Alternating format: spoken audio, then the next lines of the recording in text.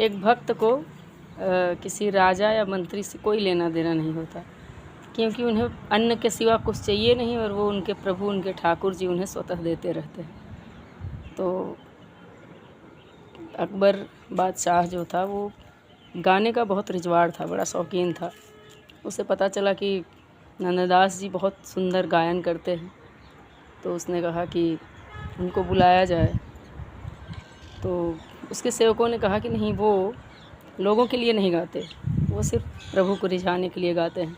पर वो जिद पे अड़ गया। तो नंददास जी जहाँ रहते थे वहाँ गांव वालों ने कहा कि भाई आप नहीं जाओगे तो बादशाह पूरे ग्रामीण वालों को परेशान करेगा। तो नंददास जी बस गांव वालों की सुरक्षा के लिए फिर जाते हैं। उसने पालकी वालकी भेज रखी थी, तो उन्होंने जवाब दे दिया कि हम पालकी से तो नहीं जाएंगे, हम पैदल ही चलते हैं। पालकी आगे आगे गई, वो पैदल ही गए। ससम्मान बुलाया था, मतलब सम्मान करता था वो संतों का, इसीलिए उसका भक्त नामावली में नाम भी है। अकबर का नाम है भक्त नामावली में। फिर नंददास जी जाते हैं तो उसने कहा कुछ सुनाइए। तो पहले तो उसने उन्हीं की तारीफ़ कर डाली और कुछ इन शब्दों से उन्होंने बताया कि मतलब मुझे कोई खुशी नहीं है। उन्होंने अपने दर्द को व्यक्त किया अपने संगीत के माध्यम से कि यहाँ से आने के मतलब यहाँ आने के बाद मुझे कैसा महसूस हो रहा है।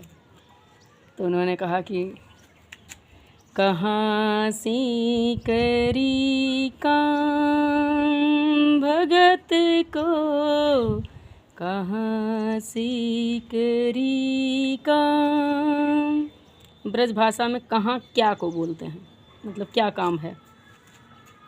आवत जात पनहिया टूटी, आवत जात पनहिया टूटी, बिसर गयो हरि नाम भगत को, कहाँ सी करी काम भगत को, कहाँ सी करी काम। फिर राजा के लिए बोलते हैं, क्योंकि राजा में रजोगुण होता है और संत जन सतोगुण में जीते हैं, ना उनमें तमोगुण ना रजोगुण। तो उन्होंने राजा के लिए कहा कि जाको मुख देखे दुख लागत। संत जन जब किसी बड़े किसी धनाढ्य को देखते हैं तो उनके मन में बेचैनी होती है, क्योंकि उन्हें इन सब से क्या मतलब है। जाको मुख देखे दुख लागत, जाको मुख देखे दुख लागत, ताको करनी पड़ी प्रणाम, कहाँ सी करी काम भगत को, कहाँ सी करी काम। इस तरह से बादशाह से अगर कोई खुल कर बोला, बादशाह समझ तो गया कि इसका अर्थ क्या है। फिर भी उसने खुल कर पूछा कि आप बताइए, इसका अर्थ बताइए।